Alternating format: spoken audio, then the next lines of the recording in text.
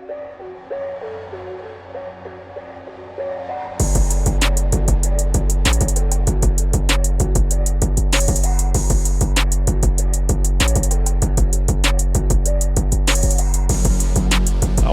right. Hey, everybody. Welcome to Separation Nation. Listen, we're so glad you've joined us again today for the podcast.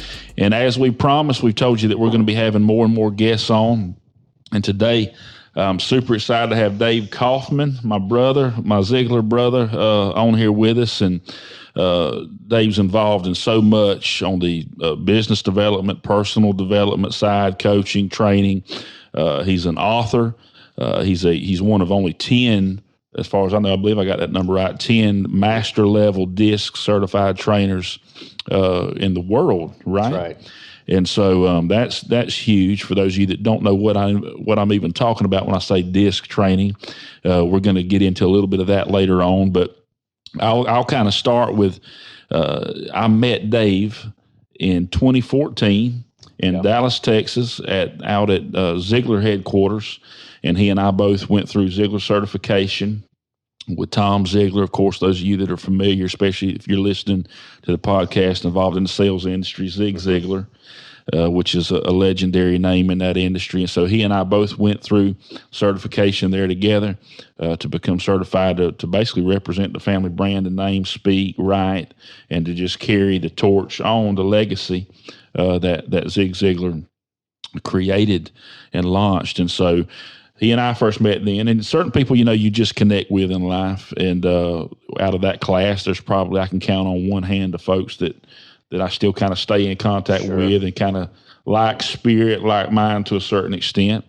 And so anyway, Dave and I met there for a number of years. Dave had a very successful radio show there in the Sarasota area. He's from Sarasota, Florida. And so I've been down and been on his show. And so now I'm getting to return the favor and have him on our podcast today. And so we're super excited to have you on, man. Thank you for coming.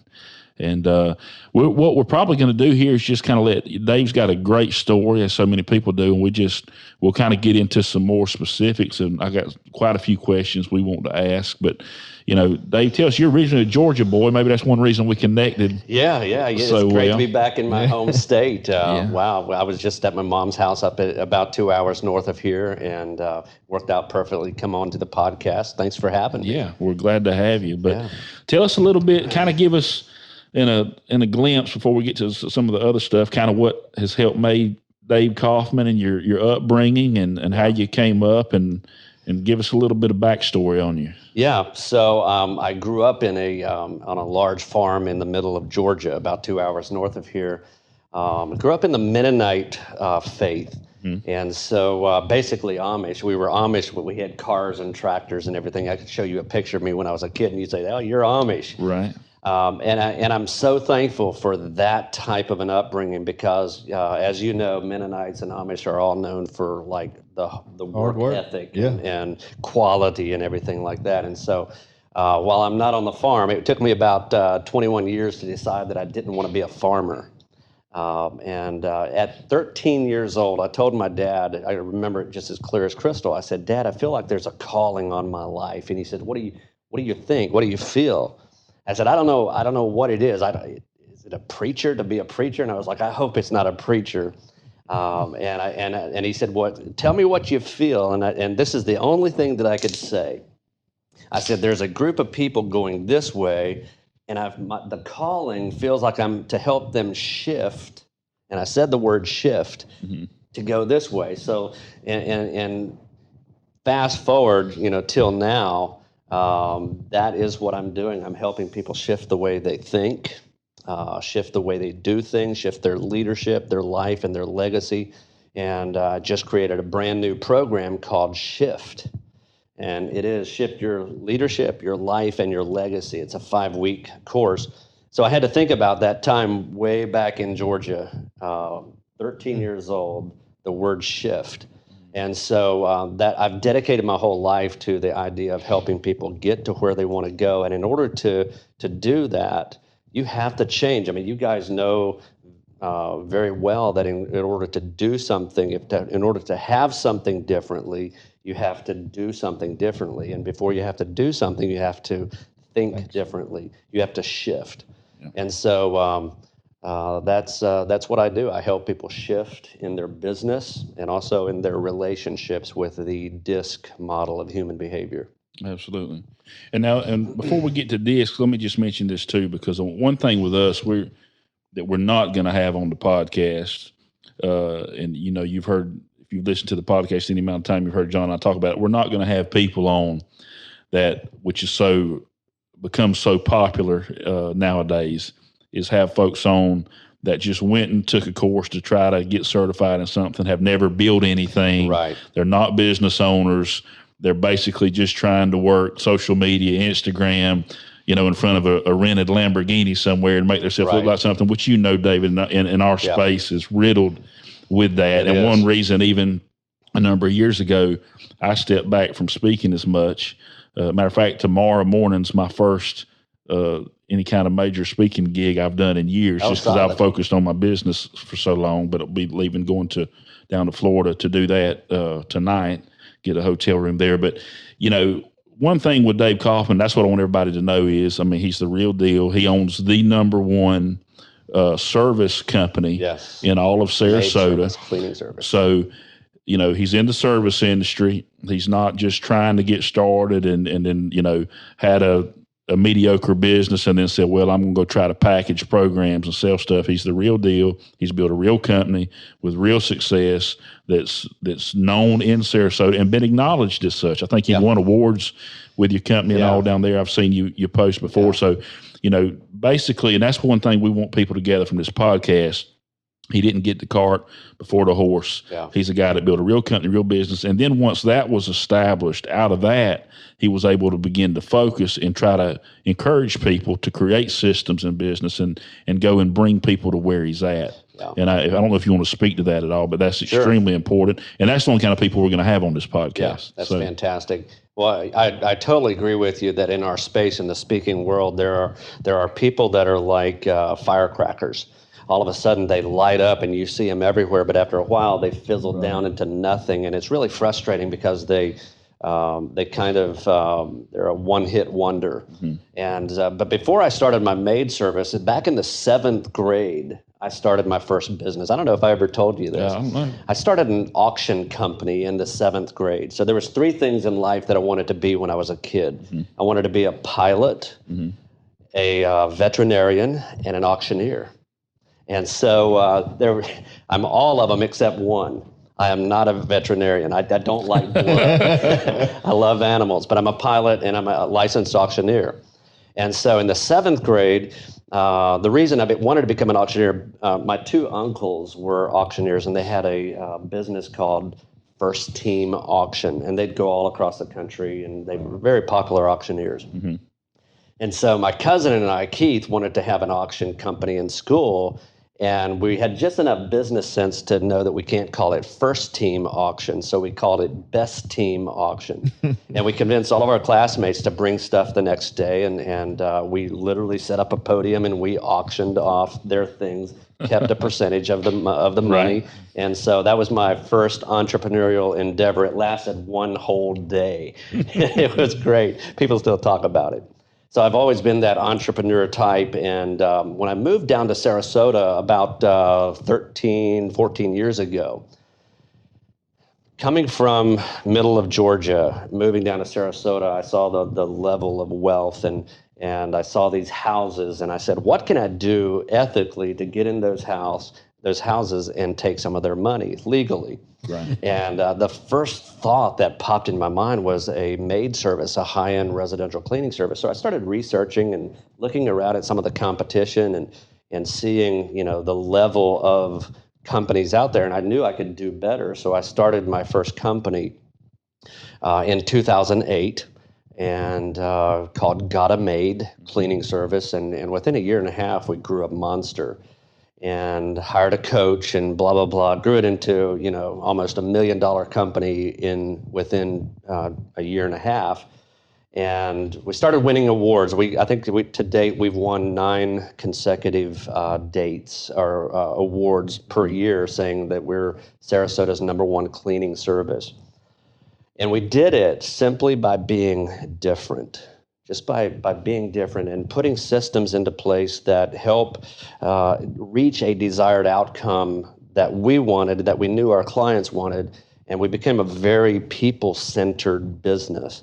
And a lot of companies want to have systems, but they don't focus on people. You can't have systems unless you have people to operate within those systems. Right. So we became a people center. I remember the day I walked into my office and said, folks, and we had 35 employees, I said, folks, we're not a cleaning company any longer. And mouths dropped open like, what did we do? Did we sell? Did we go out of business? And I said, no, we're a people development company. And so we started helping our staff develop relationships with our clients. We started giving them allowances and just being totally different, like disrupting the common cleaning service. And it was just a phenomenal ride. We had a great time. The business is still going. I have a manager that manages that. There's some employees I've never met. And so that's the definition of freedom when you're a business owner, is when you can trust the system that you built. And so, because I never figured that Gotta Made would be my one and only pursuit. Right. I knew that was going to be the launching pad into something greater. And that's kind of how the history of Gotta Made started. And it's something I just want to highlight for everybody that's listening. And this same thing you've heard on the podcast, you've heard John and I talk about. And one thing that we believe in, what we tell our people, I've said at this very conference table, I don't know how many times I looked at people and said, we're not in the insurance business. Yeah. When we're contracting or bringing them on, and they kind of look at you puzzled. And I tell them, no, we're in the people business. Yeah, wow. And you borrowed that from me. I stole it from him. I stole a few. Borrow a lot of things. I stole a few things from you. But and actually, it goes back to a Ziglar principle. And Zig said, we don't build businesses, we build people. If you build people, you'll never have to worry about building a business. The business builds itself. That's right. And that's been true for us. That's been one of the greatest things that has, I believe, one of the greatest principles that has caused our growth as a company. Of course, you just reiterated that's exactly that. Yeah. And now, I think to borrow a Howard Partridge reference there, but living in freedom every day, that's life. And now you're able to do that because you focused on people. That's right. You build a business with systems, which enabled you to be able to go and now really pursue your passion. Right. I don't imagine you ever got up in the morning, clicked your heels and said, oh yes, that first year I get to deal with all this aggravation of cleaning houses and people's dirtiness and the nastiness and people calling in, and I got to find somebody else to fill their place to get, all the homes or businesses that's on our agenda for today covered. I imagine it was a lot of hell, a lot of aggravation, a lot of difficulty. So that wasn't necessarily your passion, probably. Okay. No. But you understood, or maybe you didn't. I know when we started insurance business, I didn't understand that it would get me to the point that today, on a Monday, I'd be able to sit at the table with you, John and I'd be able to do something that's going to enrich and empower people on so much of a more broad spectrum and a higher level, because I was out there, I'm sure like you was, I got to clean this many houses today to meet, quota, so revenue will be such and such. And that's how I was out selling insurance. But so many people don't understand about the simple fact of going out and doing what you have to do. Right. To create a world where you're able to do what you're born to do. And so many people we see forfeit their destiny because after a year in the insurance business, they cast off restraint, they give up, they lose their vision. It's too hard, it's too aggravating, I'm dealing with this. I'm just going to go back and get a real job, get a salary job. And they just forfeit, they just hit the cancel button on their entire destiny. Yes. And you're a prime example for everybody that's watching this. If you think me and John just preach the same thing all the time, here's a guy that done that and that's living and needing the fruit of it. Yeah. I mean, this guy closed a $13,000 training deal. I hope you don't mind me saying that. $17,000. Excuse me, $17,000. I got the number wrong. He closed a $17,000 training deal on the phone before he walked into this meeting today, where he's going to get to go and he's enriched and he's blessed and he's paid to go help and show and teach other people now to do what he does every day. Just left a 6,000 How many people was at the convention? 6,000 people. So just got done, speaking to 6,000 people up north, and we're catching him on the way back down now. And so listen, this is a guy, he probably didn't see a day. Maybe he did. I mean, I don't know what your vision was like that first year, but maybe didn't know that just in really this short amount of years, within a decade or so, here you are after putting in the work, speaking to thousands, selling product to thousands, and enriching the lives of thousands. Yeah, you're exactly right. I never figured that a maid service would be the vehicle that takes me to where I am now and where I feel like I'm living in my calling when I was 13 years old, where I'm helping people shift. I never imagined that a cleaning service would be that vehicle that takes me there. Going back to the cleaning industry, little did I know that when I started in 2008, and if you remember in 2008 what the economy was doing, it was horrible. And so I marketed myself to really high-end people because I knew there would always be this segment of society that, regardless of how bad the economy would be, they would not clean their own house. We would have to do it for them. And so little did I know that in Sarasota County, there was over 300 registered cleaning services when I started my cleaning service. Wow. That's the registered cleaning services, not the little girl that lost her job and went to Home Depot and got a mop bucket and a vacuum and was cleaning homes privately. These are the registered cleaning services. And because we understood being different, and thinking outside of the box, being unique, and having a passion, which cleaning wasn't my passion, building a business was my passion. And so that's what I talk about when I help and coach business owners. They ask me, well, we want systems. And I say, what is your idea of a system? And they say they don't know. They just know that we need systems.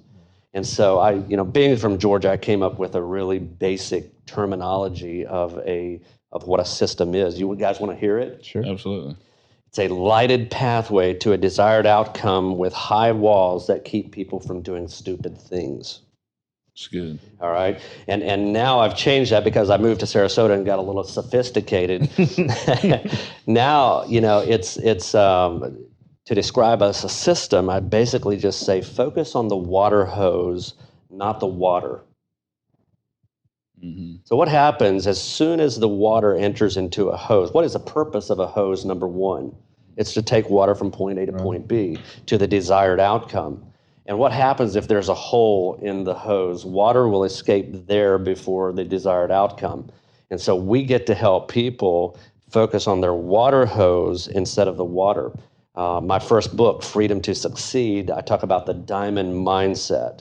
And the diamond mindset of a business owner is to be in love. Most business owners are in love with their product, with what they produce, what they do. And I want the people that I work with to fall in love with building a system, to build a water hose, to build a business that does what they do. So the diamond mindset is you're in love with the wrong thing. Let me show you what to be in love with. That's good. Yeah.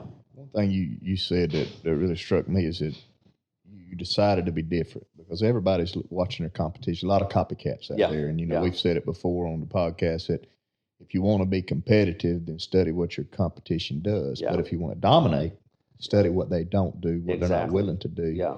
And give me a couple of examples of that. What separated or made the cleaning business for you different from others other than just building people? Great question. So I started going to like the chamber events, networking meetings, and all the other 300 maid services were there as well. And so we'd go around the circle taking turns to introduce themselves. And I noticed this, I won't mention company names, but they had a little jingle and they had a little jingle. This one here was boring and people were yawning like there they are again. So I knew that I had to like stop the Rolodex. And now the young people on the audience probably don't know what a Rolodex is, but they had to stop it and make them say, wow, that's new, that's different. And so I simply started sharing my MVP, mission, vision, and purpose, and then tagged on what our marketing message was. And so, they would come around the circle and 20 or 30 maid cleaning businesses were in the room. They'd come around to me and I'd say, hey folks, I'm Dave Kauffman with Got a Maid. Our mission is to provide the most amazing cleaning experience ever or it's free. And our vision is to clean every house on every street in Sarasota. And our purpose is so that you can spend more time with your family and friends. Our job is to protect you from uneducated, uninformed, and sometimes downright unscrupulous cleaning services. And without a doubt, like I would look around the room and people were like, like, I want you.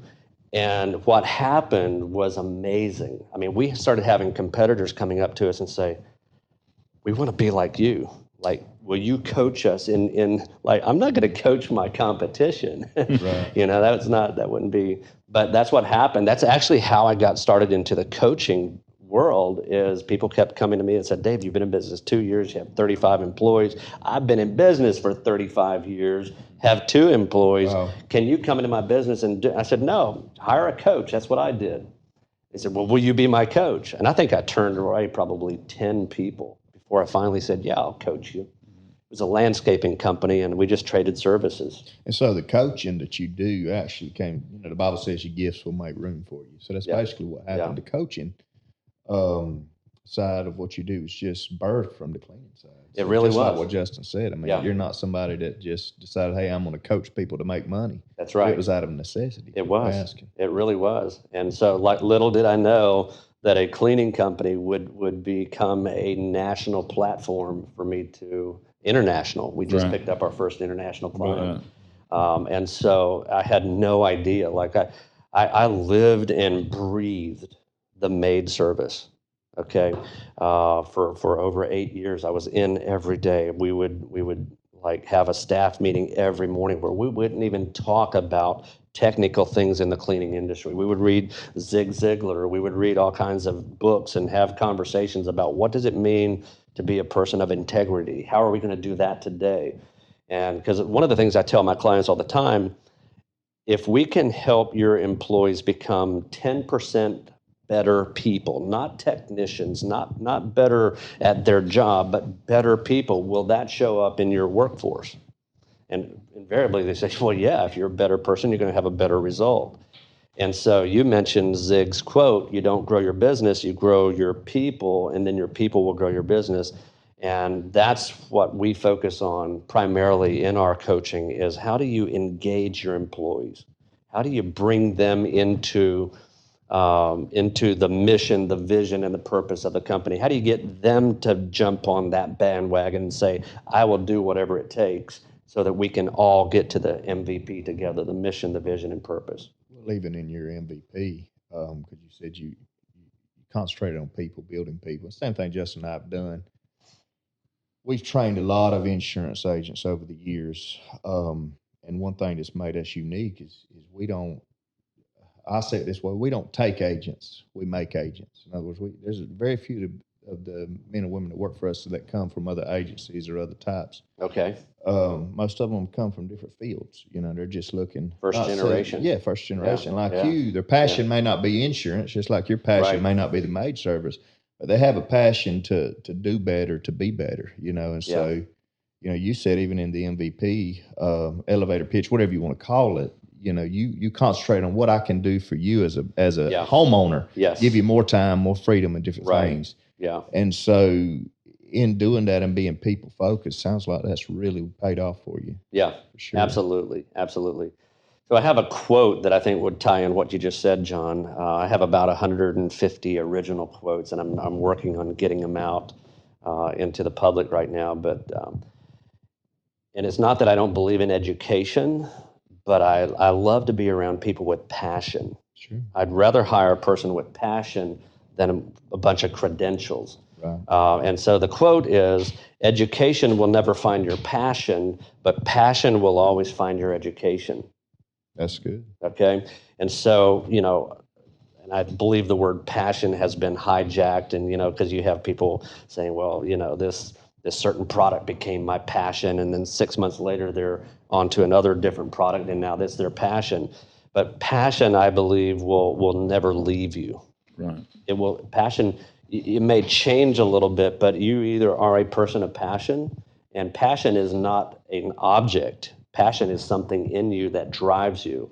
And so if you follow your passion, you'll do whatever it takes, just like you guys have done in the insurance industry. You'll do whatever it takes to find the education, to be different, to go out, to launch new product, to launch a podcast, to do what we were talking about earlier about YouTube. That's passion, finding your education. And so, well, and one thing that for the listeners that I want to stick out to them is, so business owners, maybe you're newer in business, or you're an aspiring business owner, you've got a dream, a vision for a business you want to start, what you want to look like, or maybe an industry you want to get involved in. Just notice what Dave said. He built something that caused people, and his messaging was such. Messaging is extremely important. Okay. Yeah. I would dare say, in Sarasota, Florida, or hardly anywhere in the country before Dave got into the cleaning business and started that service, probably very few people were using the word experience when it came to marketing their company to clean houses. Yeah. But it really communicates. So in your MVP, your messaging was different. It stood out. It communicated. And then he just kept trucking, and people came to him. He wasn't going to people saying, "Hey, I've got this business, we're doing over $1 million a year within a year and a half here. Let me come in and show you what to," he wasn't out trying to make it. In other words, he let organically what he built become what it is. And then as people came to him, of course, you heard, first 10 people you turned down. And most time, achievers, people like us that build something, we're kind of wired that way, not just because it was your competition. Right. But, at first, we're kind of like, go out and build your own thing, Hoss. You know what I mean? Yeah. But, I did it. You should do it. That's right. But out of that, of course, the people approached you, which created a need, and I think probably highlighted where this thing could go in your as far as fitting into your vision for your life and what you wanted to do and accomplish. Now, and correct me if I'm wrong, but now your second company was Empowering Small Business, right? And didn't that kind of get birthed out of the people coming to you? Yeah. And then, of course, out of that, Empowering Small Business, I think is where you do all your coaching and your writing and helping businesses become productive and increase the revenue. Yeah. So talk about that company, Empowering Small Business, for a minute. Yeah. Before Empowering Small Business, so it was Gotta Made first, and then I looked at the taxi industry locally there in Sarasota. And I remember I was driving along, and I looked over, and a taxi pulls up. And I looked at the car. It was like brake dust all over the car. The guy had a beard this long, a camouflage hat. And I said, I wouldn't let my wife ride in that taxi. Right. And all of a sudden, the idea, well, why not start a taxi service? So I started a taxi service called Got a Taxi. Mm-hmm. And then I also started a high-end limousine service and built them up and sold I didn't both know of them. that. Yeah. Okay. Yeah, they're both still going in Sarasota. Wow. But I sold those. And then out of that, I finally started accepting coaching clients. And I said, well, if I'm coaching clients, I have to have a business behind it. Mm-hmm. And so there's a message behind what I just said, too. You don't have to be great to start, but you have to start to be great. And so I started coaching before I even had the business name, the brand, and everything. Sometimes people think they have to get everything in line before they start. And I think a true entrepreneur sees a need, jumps on it quickly, and then builds the infrastructure around it. Sometimes it's necessary to do it the opposite way, but most entrepreneurs see the need, jump on it, and then say, okay, we need infrastructure. Yeah. That's what I think a true entrepreneur does. So, the Empowering Small Business was birthed out of the success of Gotta Made and the taxi and everything. And I just started coaching people and simply just helping them do what I did in my business. And it's just one thing led to another, to another, to another. Speaking started because of the coaching, because once you have some success in helping other people, you get a phone call and saying, hey, I'm having a dealer day, or I'm having a convention. My business is getting together. Can you come talk to my employees about whatever marketing systems? So that's how the Empowering Small Business, and I wanted to, I struggled big time the first year and a half into the maid service, because I mean, honestly, fresh off the farm into the city, I didn't know the first thing about running a business. I knew marketing and sales. I was always really good at bringing people in and buying into the vision, but I didn't know how to run a business. I struggled. In farming terms, my silage was taller than my silo. And I started seeing the top end start coming out. And so I struggled majorly learning how to run a business. And so when I was thinking about how am I going to brand my company, the word empowering, just like I wanted to empower people. It kind of goes back to the calling when I was 13 years old. I want to help people shift. And shifting is empowering. You know, if you want to go faster, you have to empower the car, and you do that by shifting. And so we named it Empowering Small Biz or Business, and just same thing happened. Just before long, I had more clients that I could personally coach myself, and so I put the word out that I'm looking for qualified coaches that want to be certified in my methodologies. And I didn't have anything written down. I was just like, it was all up here. And so that forced me to like build a curriculum, step 1, step 2. So we put together a 3-day coaching certification course. And then I was thinking, well, how am I going to attract the perfect coach? And this is a testimony of how important it is to know who you're trying to attract, to know your market. Not everybody deserves to be your client. I'm not sure who it was that told me that, but it was the most liberating thing that I could hear is not everybody deserves to be your client. That means you have to really target down and find out who deserves to be your client. And so what we did is we put it out on Indeed.com. And the marketing message was very simple. Do you know where your next coaching gig is coming from? Where is your next coaching client coming from? We had 3 headlines that just hit them right here. And we developed a program where, you know, you contact us, you become certified in my methodologies. I don't want yours. I want my methodologies to go out. It's my business. And we will find your clients for you. Because here's what we figured out pretty quickly. Most coaches are really good at coaching. They're terrible at marketing. Well, I happen to be really good at marketing and bringing people in. I used to joke to my staff that I'm a really good coach, but for about that long. Like I get bored sitting at one place talking, and you know I see the big picture. And so we built something, and we had over 100 applicants in 2 days' time that we had to sort through. We only needed 10. So we picked out the top 10, called them, sold them, brought them in for a 3-day training course, certified them in my training. We have ongoing training afterwards. And then I was in trouble because I had my clients that I was coaching. Now I had 10 coaches with no clients.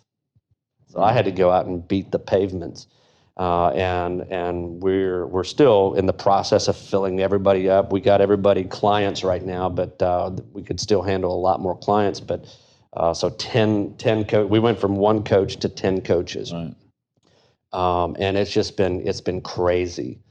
Even in a good economy, we're still getting new clients. Just like sitting out in the parking lot, we closed a $17,000 coaching deal. So my passion is to help empower people, empower them for what they want to be empowered by, not just the fact that they can grow a big business, but I mean, because nobody wants to grow a big business just for the sake of having a big business. They want that business to provide something for them. So yeah, that's a little bit about the coaching. We coach on 6 pillars of business. We coach on marketing, sales, procedures, office and tracking, which is really important, and relationships and leadership. Awesome. Yeah. Of course, now you've written 4 books. Is that correct? Yes. In total, kind of take us through. Of course, your first book was Freedom to Succeed, right? Yes. You've already kind of talked about that. I talked about that. That's the mindset of a business owner, what you're supposed to be in love with, and the 6 systems that I just mentioned: marketing, sales. So we get the chapters are on those systems, and we talk about what does a good marketing system look like? What should it produce for you? Sales systems, obviously, that's my sweet spot. I love sales, I love marketing, and I love relationships and leadership.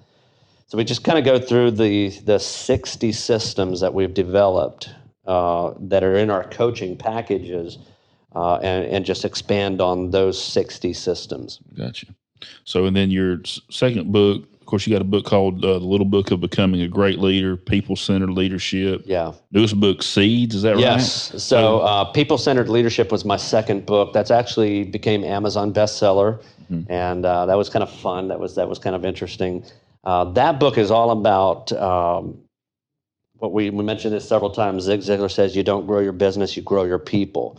So it's the art of growing your business by growing your people. ART stands for appreciation, recognition, and trust. And so what we did is we went into some of the companies we've been fortunate to work with, companies like Berlin Gardens, Detweiler's Farm Market. Have you been to a Detweiler's down in Sarasota? I haven't. Next time you're down there, give me a call. I'll take you. Awesome. And it is an amazing shopping experience, and truly amazing. They're about a $200 million company, friends of ours that go to church with us, and they just blew it up by being people-centered.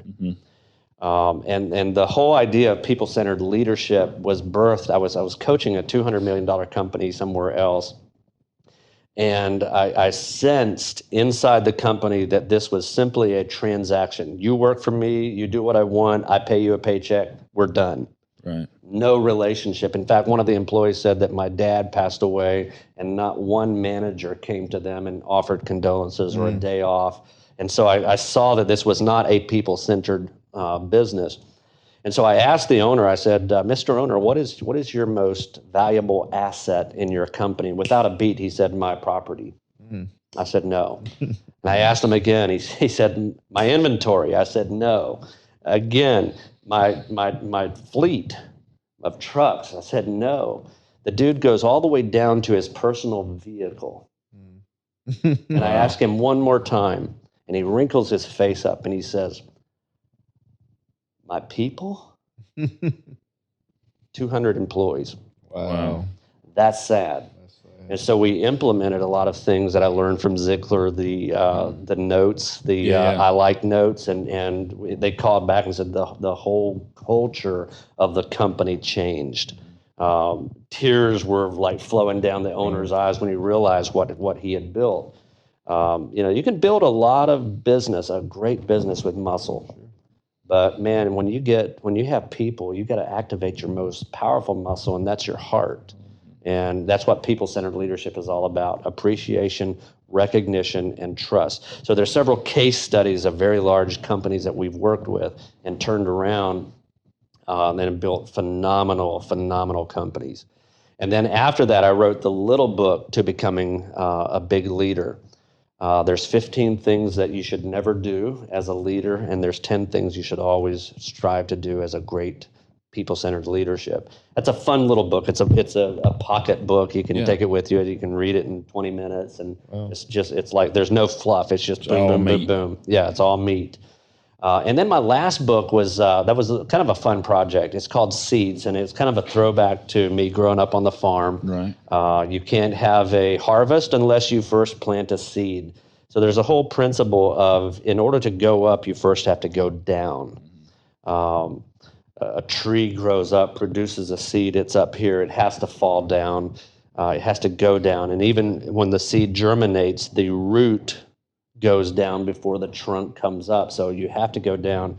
Tom Ziglar, he has a quote I love. I use this all the time when I illustrate this. It says, your fruitfulness is determined by your rootfulness. You first have to go down before you can go up. So that's credit to Tom Ziglar.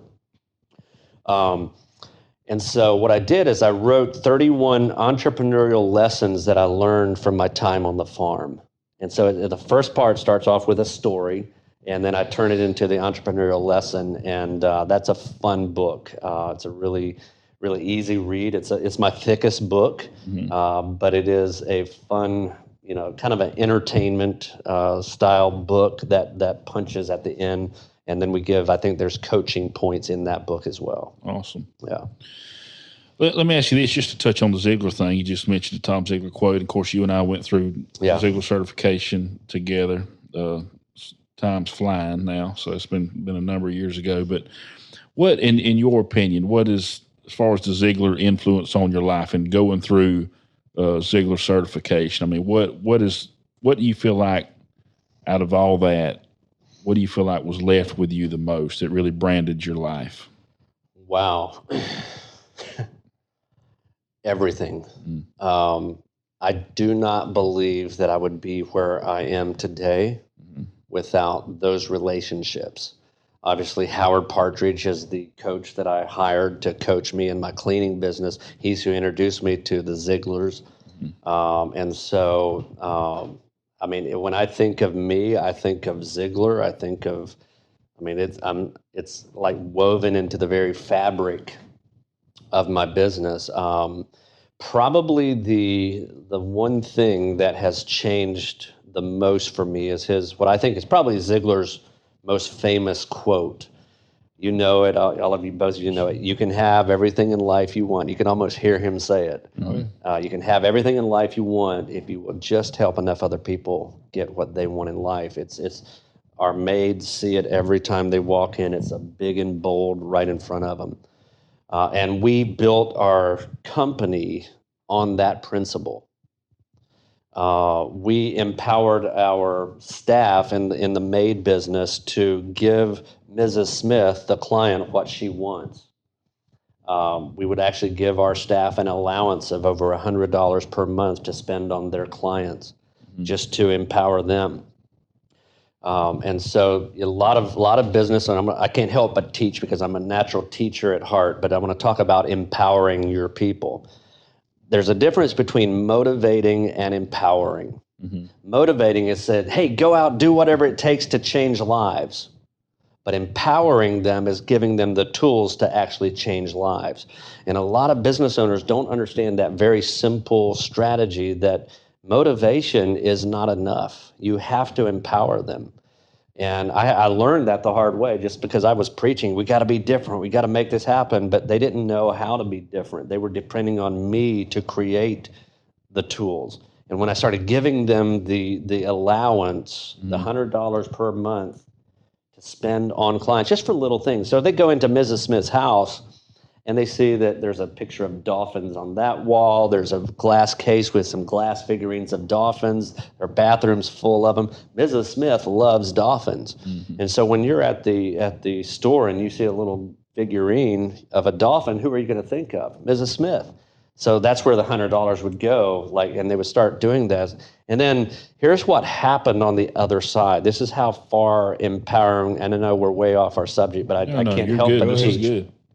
Here's what happened on the other side of that. I mean, it didn't just stop with our technician handing it to Mrs. Smith. And Mrs. Smith, oh, this is so great. That evening, she would go play bingo with her friends or go out for drinks with their friends, and they would say, you wouldn't believe what my cleaning girl brought me today. And they told them, and the other ladies they were with, well, they didn't bring me anything like the other companies. Right. And that's how we were the number one referred business. We stopped marketing. Wow. We stopped marketing because we started empowering our staff, not just motivating them. So I know that was that's a rabbit. That's a rabbit trail. But sometimes rabbits need to be killed. There you go. Kill a rabbit or two. And that's good. So let me ask you this: would the so many people don't know probably that's listening to this what disc training is at all. The first time I ever came in contact with it was actually years ago when I was working for my dad, our church. He's senior pastor and ministry staff. And so almost every year without fail, he would give the entire staff a disc personality profile. Of course, there was another biblical personality profile alongside of that he would give us. But just the difference that I remember that making, because first off, it helps you understand who you are. Yeah. It helps you understand who the people are that you're working with. And it obviously helps with issues of conflict, because you know how, if you understand what a person is and what makes them tick and how they're wired, then you're a lot less likely to go off. Exactly. You know what I'm saying? So anyway, it really helped us at that time. Yeah. And I've personally taken it multiple times since then. I know John has as well, and we've given it to folks as far as in coaching and counseling people inside of our organization. But if you will, for a person that has no clue, and I want you to get into your mastery level with it. But the person's got no clue what that is, what it stands for, how it would help them. Maybe a business owner that needs to hear this. And of course, we're going to give you all of David's contact information at the end of this and how to get a hold of him. But talk to us about DISC a little bit. Sure. It's my favorite subject in the world. I absolutely love talking about personalities. I'd say probably 95% of all my talks are infused with DISC. So DISC is just simply a study of personalities and behavior. So I'm one of 10 in the world master trainers with the DISC model of human behavior. DISC stands for D-I-S-C. There's 4 types of personalities. There's the dominant, decisive, dogmatic, determined doers. People like Donald Trump would be a good example of a high D. They see the big picture. They process their thoughts by speaking. There's actually people that think before they speak. I'm not one of them. I'm a verbal processor. Right. I say things so that I can understand what I just thought. Donald Trump is a lot that same way. That's the high D. They're very dominant. They're very decisive, dogmatic, determined. They love to do things. They love to slay things, conquer things. They love challenge, choices, and control. Those are the 3 fuels that they have to have. Mm-hmm. If you stop feeding a horse, what will it eventually do? It'll die. Or it'll find food, and you're exactly right. The 3 fuels that a high D has to have, if they don't have it, they will find an environment that has it, or they will die, not physically, but emotionally. They will die. They have to have challenges, choices, and control. If you're married to a D, which my wife is. Don't ask my wife if she's married to a D.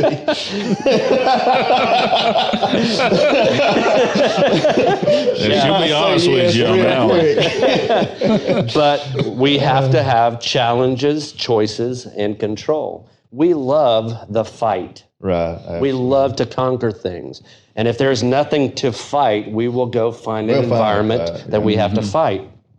And then you have the I type. These are the very inspiring, the influencing, impressionable, sometimes illogical people. And I hate to say a name right after I say the word illogical, but Dolly Parton would be a really good example of a high I type personality. It's all about the show. It's all about fun. It's all about glitter. This is the life of the party. When they walk in, energy goes to them. They're very influencing, very inspiring. They like to inspire you to think like they do. Right. They make statements like, who am I going to see? It's all about people. It's all about, who am I going to see? Who's going to see me? You know, they might say, hey, enough about me. Let's talk about you. What do you think about me? Mm-hmm. Okay. So it's all about, it's about people, fun and excitement. They're the most exciting people around. I'm a D, and then my second is a high I. I love having fun, but I want to get stuff done first so I can have fun. And so we don't have enough time to go into all of the blends of what makes you you. We're only talking about the 4 types. Then you have the S type. Oh, man, I love the S-type people. These are the supportive, steady, stable, sweet, shy, people like Mother Teresa. They will hurt themselves before they hurt other people. And the ironic thing, D's usually 90% of the time marry S's. Dominant, supportive. Okay, but these, if I could change my personality, which is impossible, you cannot change your personality. You can change your behaviors, but not your personality. It's who God created. You can't rewire yourself. But if I could change who I was, I would become much a higher S than a D, because they're the nicest people in the world. They're very loyal, steady, stable, sweet, shy. Suckers, they can be suckers. They don't like to say the word no. And so there's all kinds of benefits to that. There's also some negative connotations to not saying no. And then you have the C-type.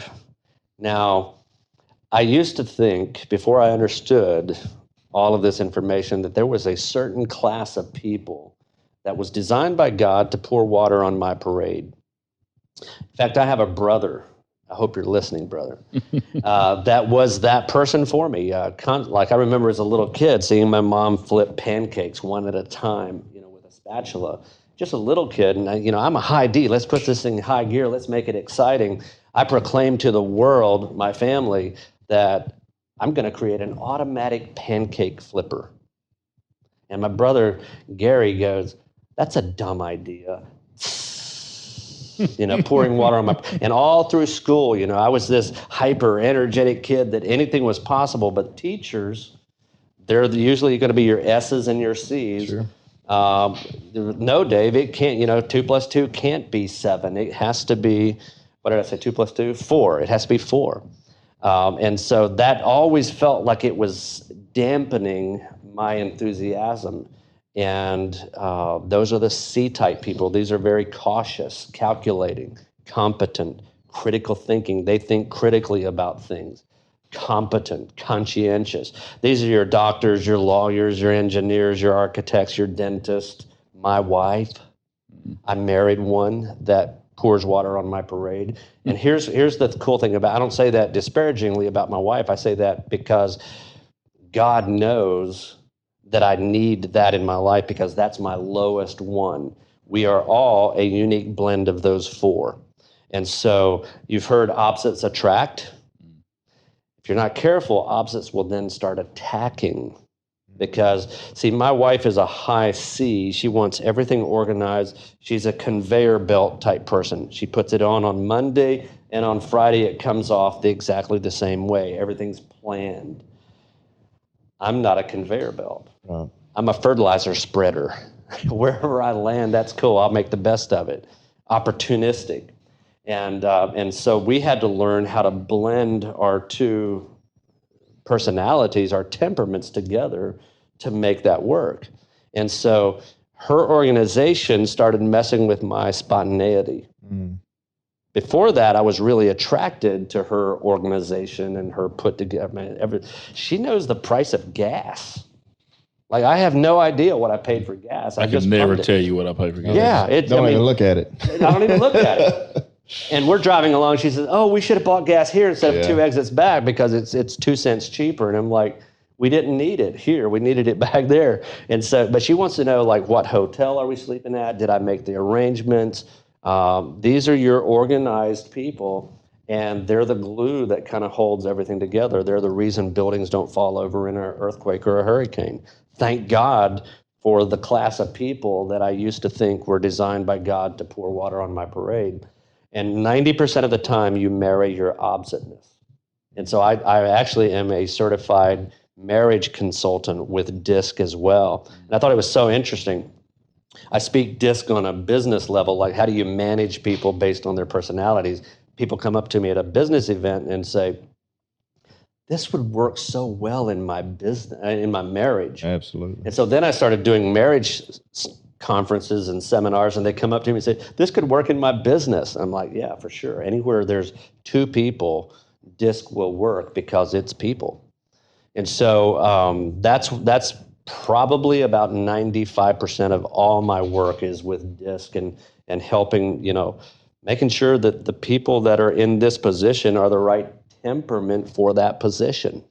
David, if anybody wanted to contact you for their business, their marriage, whatever, how would they do that for the DISC training or any of the other training you do? There's a place on our website, empoweringsmallbiz.com. That's with a Z, okay. Empoweringsmallbiz.com. You can schedule a strategy call with me personally, but you can also call our office, and our office is in Sarasota. That number is 813-580-8920. And just say you want to schedule a free strategy call with Dave, and the girls at the office will line that up. That'd be good. Yeah. So powerful resource there in that.